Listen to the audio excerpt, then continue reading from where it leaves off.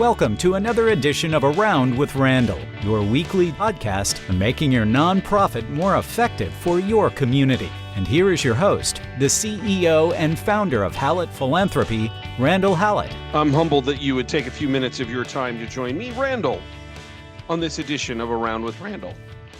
We talk today about the CEO position and some interesting data that has come out based on some pretty terrific surveying by the Chronicle of Philanthropy. Recently, they did a deep dive, statistical kind of analysis or surveying of up to 350 CEOs in the nonprofit area.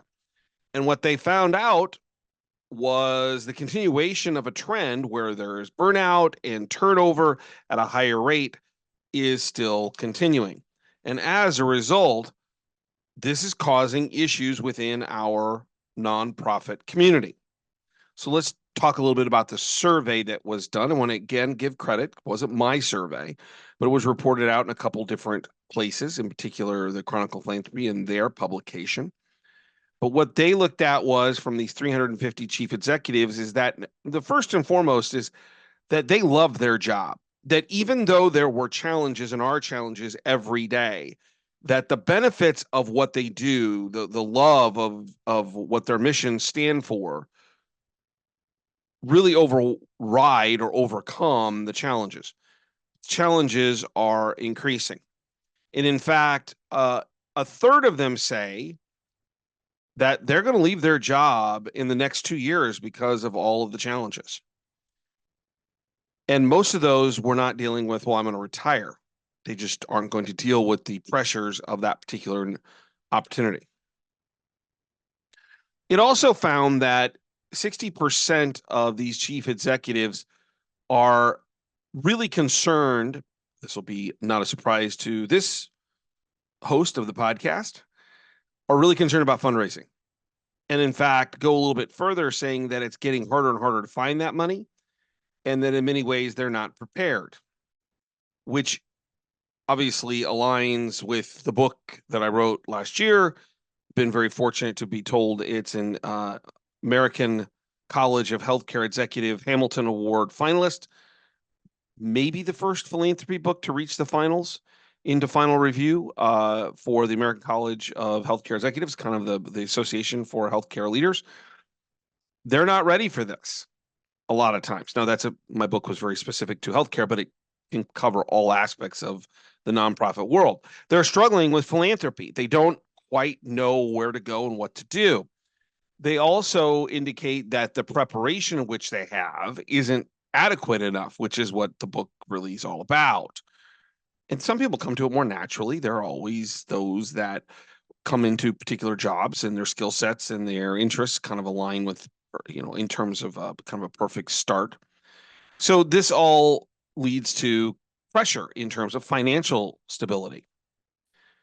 2/3 of the individuals, CEOs in healthcare, were indicating that the unfortunate divisiveness of our political culture in the nation is actually affecting what's going on in terms of their particular organization, and that retention of people and job dissatisfaction is an increasing issue. It's never something that we want to indicate that these outside issues are permeating most of the great, and for the most part, non-political, philanthropic work that we want done. If you're a food bank, I mean, you can argue where the politics lie, but at the end of the day, people just want to get fed, and people want to feed others to make the world a better place. So, but this political divisiveness is pushing into the organization and creating challenges internally with communication, with teamwork, and things of that nature. The other thing that came out of it, and specifically talked about in my book as well, which was gratifying from an evidentiary standpoint, but frustrating from a kind of the process of what we need in nonprofit leadership, was the conversation around imposter syndrome. That many times these CEOs, these leaders, become the leader for the first time, and to steal from at least one of my all-time favorite shows in a particular episode, The West Wing, where Leo McGarity tells the governor at the time, soon to be president, just fake it till you make it. And in some ways, we're seeing, or at least there seems to be some conversation in this particular study, that there are a lot of CEOs who walk into these positions and they don't actually know what they should know, or they aren't quite sure where they fit into the larger process. And they have imposter syndrome, meaning I should be knowledgeable. I've got to put on a good front. I've got to be a good leader, but I don't have all the details about what that actually means. All this is to say is that we're watching a deterioration of the tenure of the CEO. Is in the overall nonprofit world, depending on which stat you look at, there's a lot of different stats, but they're all kind of in the same ballpark. The average tenure of the nonprofit CEO is about 5 to 6 years in a particular position. If you delve a little bit deeper, and so we get into universities, CEOs, chancellors, presidents, and then into healthcare CEOs, there's a little bit better data in part because they have their own associations that can kind of monitor this.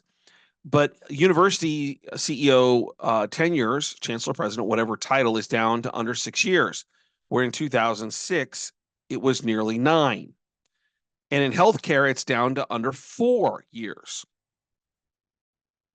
So I want to spend just a second juxtaposing all of this to the for-profit world. And I want to gripe for a moment about one of my favorite podcasters. Clark Howard is a business, more maybe personal financial guru. You may have seen him on television. I listen to his podcast, watch him on TV, who talks about personal finance, your own money, taking control. And he recently had a rant that received several positive feedback follow-ups from listeners about the salaries of CEOs of hospitals, in particular nonprofit hospitals. And I don't normally disagree with Clark, but in this case, I'm driving down the road and saying, wait a minute. And this is going to get to this tenure issue in just a moment.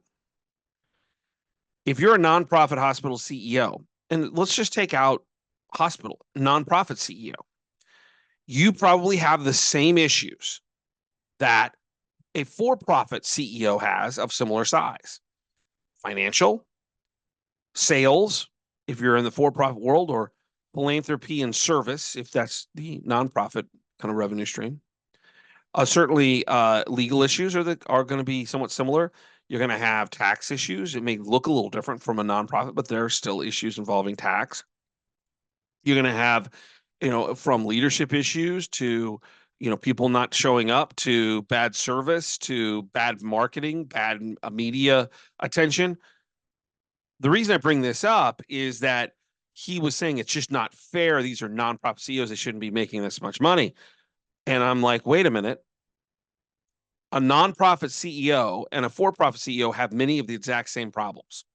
The only reason you don't want them paid more or the same is because they're a nonprofit. They should take less. I just disagree with that. You pay someone based upon the work they do, and whether it's nonprofit or for-profit really isn't relevant. So how are for-profit CEOs doing when it comes to tenure? So we talked a few minutes ago, if we have similar job responsibilities and we're watching a decreasing of seniority, tenure, engagement from CEOs in the nonprofit sectors, what's going on in the for-profit sectors? The exact same thing. The average tenure for a for-profit CEO is about 7 years. So it's not much more than the nonprofit. But it's down 3 years. It used to be 10 years in just after the turn of the century, 2002 or 3. All this to say is that getting to be and remaining a CEO is becoming more challenging, harder, more complicated. And as a result, the question becomes, what are we going to do about it? I'm going to spend a second or two talking about what the CEO, can do. But if this is a nonprofit podcast, one of the questions is, if you're a nonprofit leader, what can you do to make the CEO's job better, easier? My book is, and a lot of the conversations I'm having now are posited or directed toward the CEOs. And a really good friend of mine and a industry leader who I believe in made mention of a couple of things, and I thought, I haven't talked a lot about what our role is in this decreasing tenure of CEOs. I keep talking about what the CEO needs to be ready for and what a CEO probably is going to be more and more often, a philanthropically driven fundraiser. But I have failed to articulate what our responsibility is. So let's start with what they can do, meaning the CEOs. Two big things. Number one is work-life balance. Finding a way to have work-life balance where a CEO can get away into I'll call it a safe space, but I just mean get away from the office and have a chance to recuperate, to regenerate. And I think that's true of any good leader, any good employee, anybody who wants to be whole. The second thing, which is a little bit more unique to nonprofits, is complete and utter alignment and engagement with the board. Because if you have a group of people that firmly back you for the right reasons and have the ability to support you from a public perspective, a private perspective, compensation perspective, tenure perspective, contract perspective, there's a lot less pressure, particularly if they're highly engaged in strategy, not operations, that there's a vision and that they see themselves as the owners of the nonprofit, representing the community with an incredible partnership with that CEO. When I think about one of my mentors, Glenn Fosdick, he was at the medical center, the University of Nebraska Medical Center for 11 and a half, 12 years. I think if I could get him to be honest, and he actually is honest most of the time, I've just never asked him. One of the reasons his tenure was longer was he had an amazing alignment with his board, with our board, that he and the board were always pretty much in lockstep. Now, that took a lot of work. That did not come easily. But this was an amazingly strong group of people. Fortune 500 CEOs. There were at least 2, if not 3 on the board of 12. The other board members were president CEOs and founders of large companies and huge medical practices. I mean, these are accomplished individuals, talented individuals. They had an amazing way of always being unified. And so from the CEO's perspective, 2 things that they can do is they can have work-life balance and they can create an amazing alignment and partnership with their board. With that said, for those who are not CEOs, and maybe we are the head of philanthropy or part of the philanthropy area, and we're trying to figure out how to support our bosses as we're asking them to engage more in philanthropy in a more meaningful way, there are some tactical things we can do that we should own, that we need to do to not only make the organization better, which should be our primary effort, to serve the community, which is another primary effort. But just shortly behind that, maybe a 1A, embrace, encourage, and support our CEOs as they're dealing with a lot of stress as the head of the organization. The first is more philosophical, and it's being bold. Be honest, be respectful when you're honest and when you're bold, but be bold. Don't be afraid of accountability. Don't be afraid of improvement. Don't be afraid in and of itself of discomfort, because sometimes our greatest improvements come from discomfort. Being bold, appropriately so, respectfully so, is a way in which we support that particular CEO. I talk about it in my book, Vibrant Vulnerability, about the fact that I always used to tell Glenn, there are 7 of us that report to you as senior executives, but only one doesn't want to be a CEO. Me, because I can't be. I mean, I don't have the requisite skill set. Don't have the interest either. What we found in that conversation was that me being bold was respectfully and quietly behind closed doors ensuring he knew that I was going to do everything possible to help him, particularly in philanthropy, as he learned, and he was great at it in the end. So being bold, a little more tactically. And this comes directly from, I mentioned my friend and colleague who kind of got me to think about this from our perspective rather than just the CEO's perspective. We have a responsibility to have a really deep understanding of the business that we are in. And I know it's a nonprofit, but it's still a business. If you're in healthcare, education, social service, religion, whatever subsector it is, museums, zoos, it doesn't make any difference. You need to have a firm understanding of business and business planning, how that business runs. In part because you have a responsibility as an executive to get to the wider mission of what we're trying to accomplish, which is going to be some level of business, execution. But more importantly, it's helping to align with needs. I've heard too often in multiple sectors, healthcare, education, social service, now into actually an association. Well, I don't know what to raise money for. I'm waiting for them to tell me. Folks, that's not leadership when it comes to philanthropy. I won't even say what it is on this podcast. We have to have a better understanding of how what we do fits into what they're trying to accomplish. And that being bold is sticking your nose in and asking questions, at least in part. What is it? So what are we trying to accomplish? What's our strategic vision? How does philanthropy fit into that? Let's talk about business planning. Here's what I need to do that. Here's the ROI I'm going to provide. I'm going to provide dashboards with statistical updates and efficiency updates that you can understand. All of those things are about business planning, business execution. It cannot be our job. It should not be our job to sit on the sidelines and wait for them to tell us what they need.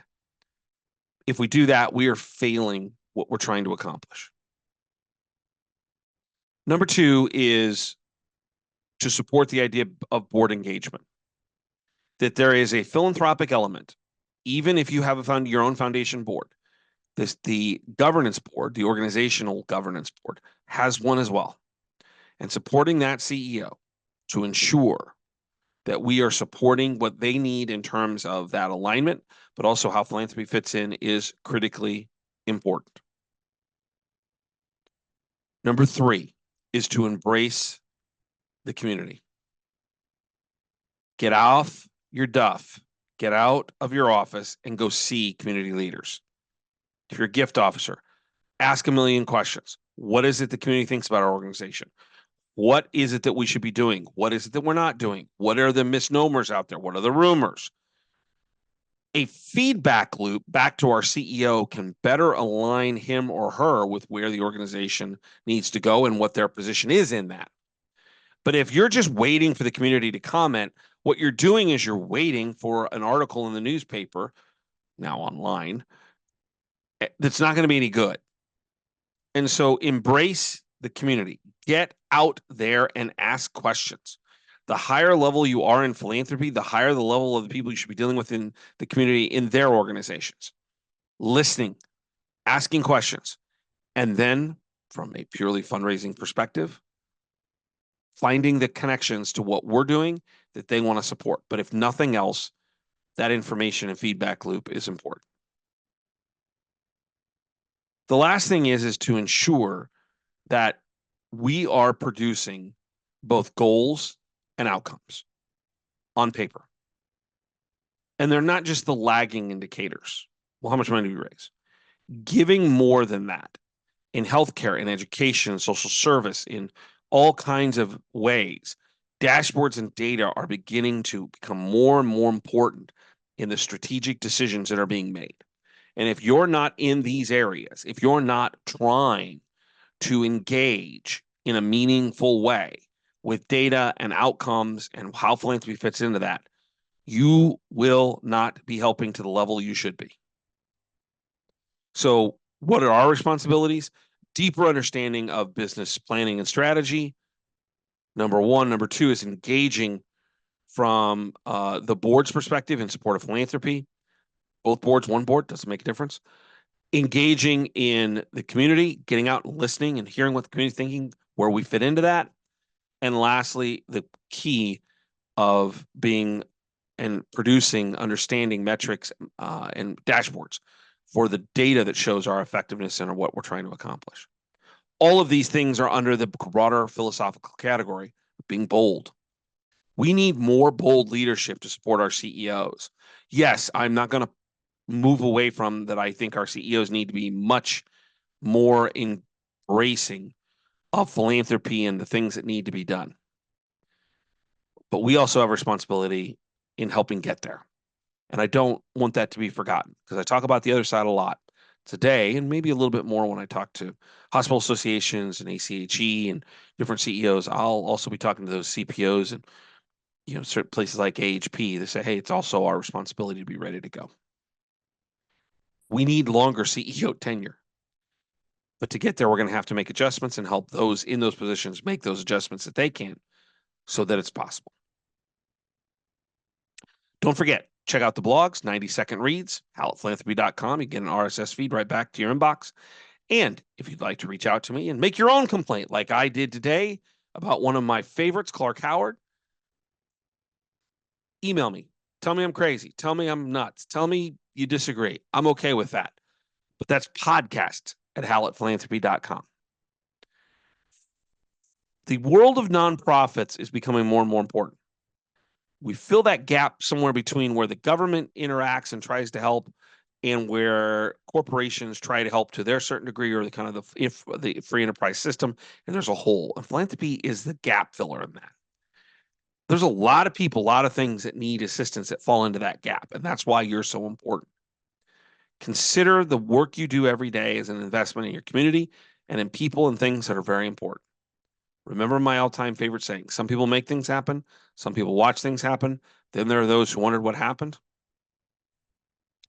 We are people who make things happen for and with the people in our community who also want to make things happen for the people and things that are wondering what happened. That's a pretty cool way to spend a life and a career. I hope you can wake up every morning, go to bed every night saying, I may not sometimes see all of it, but I'm making a difference. I may not know you specifically, and if I do, I don't know what you did today, but I can guarantee you, you did make a difference, even though if you don't know it, and realize how important that is. I'll look forward to seeing you next time, right back here on the next edition of Around with Randall. And don't forget, make it a great day.